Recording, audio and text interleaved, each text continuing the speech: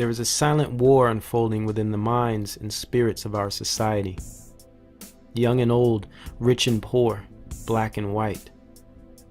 There's an advanced campaign for your soul, for your will, that has a scheduled and fitting place in the program for us all. Mind control is ubiquitous, and they have every demographic covered. Though there seems to be a certain demographic that is being severely targeted, more than others, mainly because there is more of them, and they will be the group that shapes the future. This demographic group is known as the Millennials, the foundation of tomorrow. As being part of what would be known as Generation X, it is very easy for me to see the plague that has attached itself to the millennial group. A plague that has been maliciously fortified and re-engineered to bring this young group to a slow, crawling death. And we are going to analyze the development of this.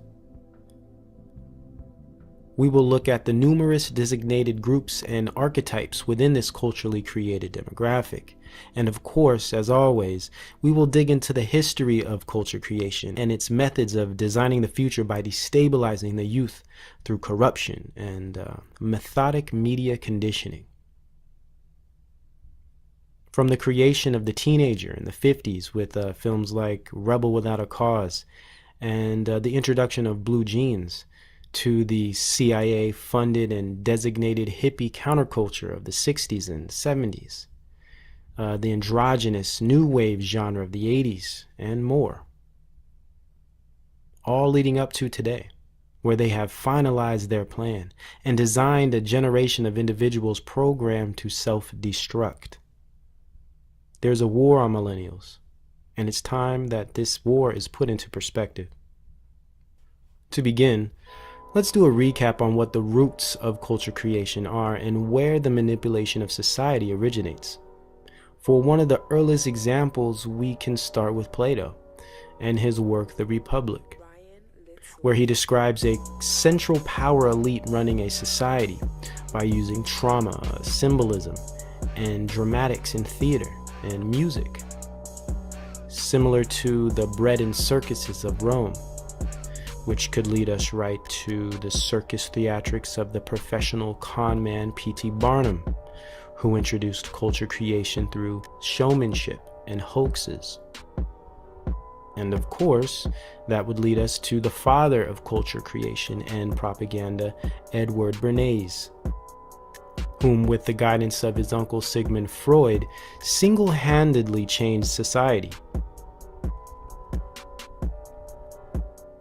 Not only did he create public support for war, but he spearheaded marketing and advertisement, the fashion industry, and even introduced women to smoking cigarettes, when he decided it would be effective to hire non-smoking models to pretend they were smoking on street corners, as he took pictures of them and placed them in advertisement ads, inspiring thousands to then create a new, unheard of population of women smokers. This is a small example of culture creation, but it is the beginnings of a process that is far more developed and has advanced over decades to bring us where we are today. Making up for all the disturbed and empty trends we have witnessed over the years. Unfortunately, these trends become people's identities, and when these people form functioning groups, this group becomes what we know as a culture.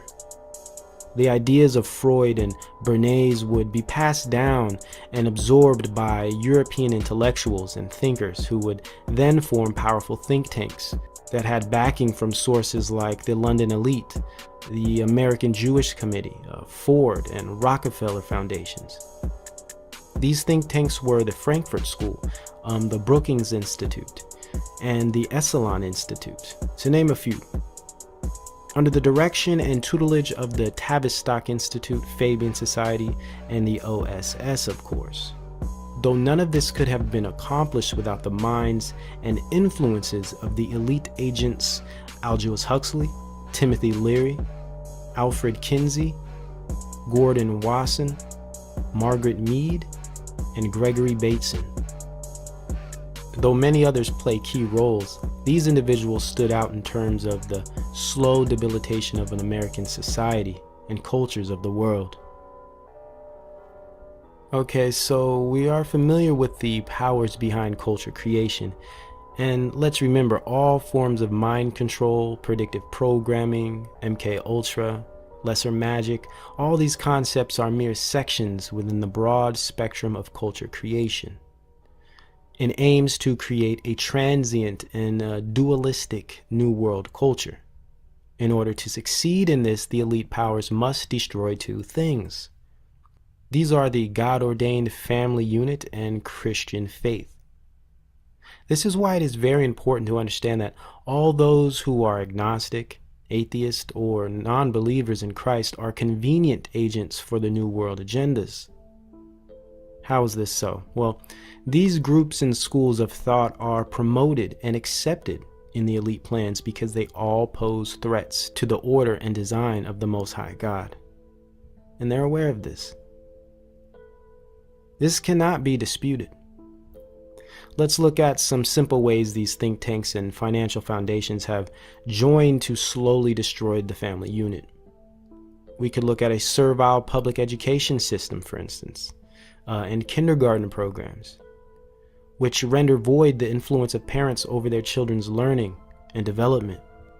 As Fabian and Frankfurt School member and eugenicist philosopher Bertrand Russell stated, educate children to believe snow is black. Influence of the home is obstructive, and not much can be done unless indoctrination begins before 10 years old.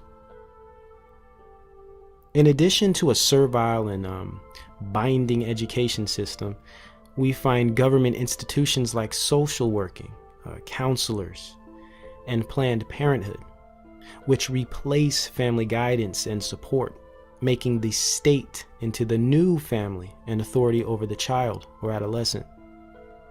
Though social work does have its good influences, especially in regards to abusive family situations, the institute in its roots has more to do with taking from the family than assisting it, from a macro perspective that is, though we understand at the micro level, with sincere and loving professionals, good work can be and often is accomplished.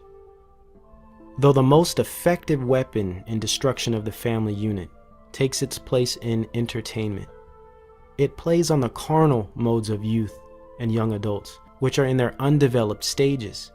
They are vulnerable and immature, easily influenced, emotional, and many times stubborn or overzealous. The worst part is many of these carnal modes don't fully mature or develop into the late 20s. And with the millennial generation, we will see this pushed back even into the 30s. Entertainment creates conflicting cultures, division, which disrupts communication and understanding. Today, worse than ever, we see the confusion of gender roles, degradation of parenthood, manhood, and womanhood, all promoted and learned through the conditioning of entertainment. This is how you create culture. If you want people to hate God, morality, and discipline, to be reckless, addicted to substances and unhealthy behaviors, to not trust people and be obsessed with themselves and create a world of foolish and selfish animals, well, put it in the music. Put it in the movies. Make it pretty. Make it sexy. Make it a victim fighting for justice. Make it everywhere and impossible to escape. As the family unit slowly evaporates, we lose our human ecosystem, which is the family. As an ecosystem, it raises us to learn how to be a human, a healthy, functioning individual and member of society. Within that ecosystem, we learn about the Most High God, obedience, righteousness, and faith in Christ. This is where we gain our moral fabric. This is how a healthy, balanced, and loving person is created. Though as society slowly is engineered to make the family unit vanish, with weaponized culture that proliferates divorce, drug use, mental, physical, and sexual abuse, poverty, homosexuality, and identity confusion. In turn, for lack of a family unit, people seek out a substitute. Lack of confidence in identity renders them a follower, a poser, an egomaniac, or bipolar and promiscuous. So they seek out a new family, which is found in groups, in new identities and archetypes, in social scenes, cults, or even gangs. Sometimes these groups are provided by the state, like masonry, fraternities, and the military. And most of the time, these groups are provided by the media and entertainment. Here we find lost individuals endorsing trends, genres, and styles. Though many join these groups to feel original or to show some type of expression, they in fact are carbon copies, limited to music, dress, and groupthink. In other words, culture creation. Right when you thought you were unique or accepted, though you are essentially a corporate design, a think tank lab rat, a victim of herd behavior and crowd psychology.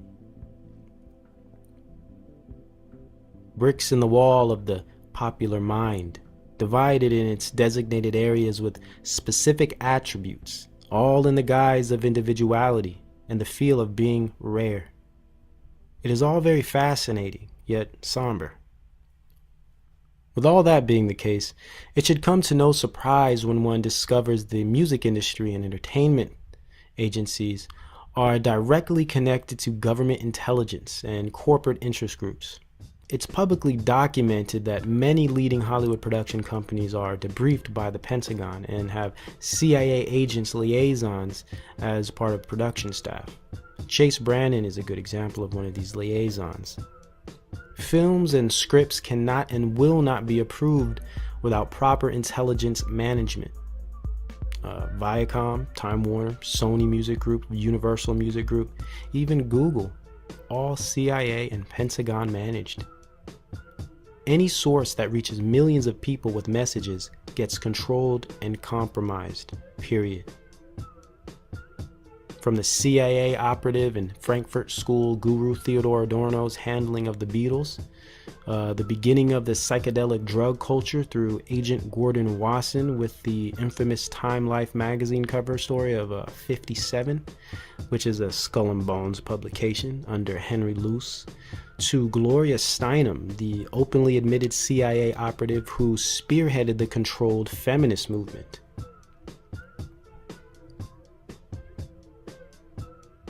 Even the Pentagon's hand in productions of simple things like competition shows to breed division within society.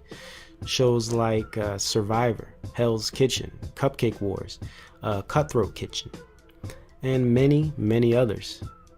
Psychological warfare is usually very subtle and regularly functions without being detected. Jane Fonda, Jennifer Garland, Rachel Ray, all CIA operatives. Even Julia Childs was MI5, surprisingly enough. And these are all well-known facts in private investigation circles. They have all angles covered. Even where things can seem innocent, the elite have controlled it as well. Media as a whole is compromised. So once the family is no longer a source of identity and love, the media is provided as a new parent, a new guide and confidant. It will tell you what to wear, what to like, what to watch, and how to think. It will also provide many categories for every desire and interest group, so every individual can be accommodated. Now, with the addition of the internet, these categories run even deeper and broader and more confusing and addicting. And who partakes in more media and internet time than any demographic? The millennials. So we know millennials are an extremely unique and eccentric group in terms of thought and behavior, especially when comparing those thoughts and behaviors to past generations. In fact, millennials are at an advantage when one takes into consideration the advanced technology and access to information we have today. Unfortunately, the elite powers are keen to this idea, dedicated efforts at bombarding the media with garbage, making distracting and highly addictive technology, and most destructive of all, promoting the vitality of sex and pleasure as representations of the highest accomplishments in life. This generation is being taught to rebel and to do as thou wilt. The same old serpent lies, yet new and improved with billions of dollars behind them. Knowing that, it would be foolish to lump all millennials into, cultural categories. For now, we can focus on three major categories that seem to be trapping a very large percentage of the demographic, in turn arresting their development socially and mentally, but most important, spiritually.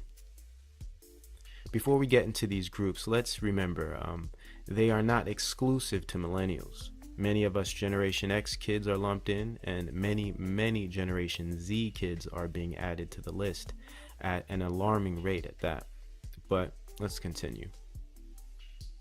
A simple way to frame these categories is by general features. So we have the largest group, which I call pop culture or grandpappy culture, the daddy of the generation. Or how Plato would state it, the legal guardian. Pop culture is described by the general feature of mainstream, the base programming of society. Here we find A-list Hollywood, major network TV, top 40, and hip-hop or electronic pop music. Fanboys and fangirls, twerkers and dabbers, Drake lemmings and Beyonce beehive or hive-minded minions.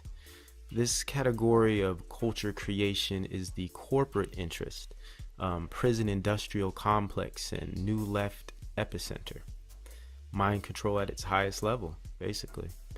Here we find heavy drug promotion, lust programming, sexuality confusion and perversion, double-mindedness to the 10th degree, feminized male and warrior goddess programming, feminine dominance and male hatred, race baiting, endless consumption and little brain function, and hours and hours of application activity. Poor conversational skills, yet elaborate Snapchat stories and social media posts. This culture is represented by the talkers, not so much the doers, the followers, the greedy, the envious, and lustful. Sports fanatics, though sports in total are rigged, they seem to worship them. We find Spotify, iTunes, Instagram, promiscuity and emptiness, Netflix and chill, binge watching, which increases programming tenfold. This group runs on money, orgasms, cocaine, pot, and alcohol, and of course, pills. Next, we have the doers. Unlike the talkers or followers of pop culture, this culture actually gets out and does things, though they are just as deceived and spin their wheels in vain.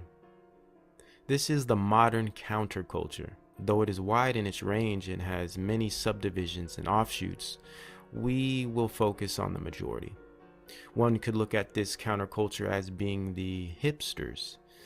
This category holds the grouping feature of rebellion. The so-called independent thinkers, the progressive and open-minded. Though a mind left open like a tin can is subject to be filled with trash and waste, hence the counterculture. Very opinionated, emotional, and self-righteous, this group leans on their libraries and education for confidence, or their favorite philosopher, historian, or existentialist thinker. They love Nietzsche, Locke, Descartes, Baldwin, Marx, and the like. Yet they are completely oblivious to the echo chamber they inhabit, and the long and strategic methods employed by elite powers to rewrite history books and shape the opinions and imaginations of generations. This counterculture is surely the offspring of the original counterculture, the new left's brainchild, the authoritarian personality and critical theory of the modern era. Joseph Campbell, Timothy Leary, and Al Hubbard would be proud. They are part of the New Enlightenment, the ego and expression culture.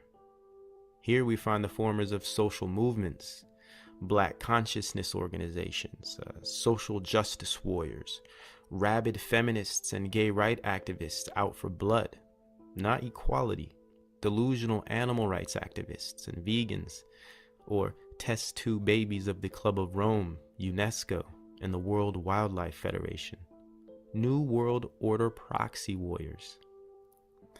If you want to control the opposition, you become the opposition. Control the war by managing the conflict. Controlled education and controlled politics that they all seem to wholeheartedly fight over. Enlightened and lippy, yet their minds are filled with propaganda only. This is our second category plaguing the millennial generation. The hipster, pseudo-intellect info warriors in vintage clothing. Women with hairy armpits or shaved, it doesn't really matter. They both believe in abortion and fight for the women's right to murder innocent God-given life. And yet, love is all. Love is love. But is it really? I guess it depends on who you're talking to. Beta males and man bags, independent movies and Starbucks or Pete's Coffee if you're hardcore. I think you get the point. Let's not forget the techies and their startups, atheist belief systems and Babylonian lifestyles, more cocaine, more pot, and hallucinogens. Well, drugs are always a key feature in these countercultures and created cultures in general. It's somewhat of the fuel that moves the engine, if you will. Lastly, we have the emotionally and mentally disturbed subcultures. Yes, their severity ranges, but all individuals involved in these scenes or cults are to some degree emotionally imbalanced. The grouping feature of this culture is dysphoria. Here within the category, we find the presence of neurotic individuals, extreme narcissists, extreme introverts, extreme music, extreme everything. Within the subcultures, we find a high percentage of bipolar and mood disorders, personality disorders, grand delusion, and intense spiritual unrest or possession. Drugs are usually a part of these circles, though many times they are not, because the mere psychosis of some of these kids renders them in no need of sensory enhancement. Though energy drinks and high sugar products seem to have replaced water consumption, health is at the bottom of the priority list for these groups. It saddens me to witness the level of confusion and pain these kids go through, though I understand there's a war being waged against them. For the subculture group, it's being waged through the music and decadent satanic bands, brain-melting video game playing, fantasy media like anime, and medieval wizard and dragon lore. Here we find the outcasts, and what some would call weirdos or nerds, though now they have become freaks of nature, begging for attention and a place to call home. Descending from a mixture of metal and punk movements, new wave and Silicon Valley tech, this new subculture division of millennials is next level confusion, superior dissociation and groupthink, goth, emo, scene kids, club kids, weebos, ravers, and cosplay heads. The Aquarian age has truly been personified.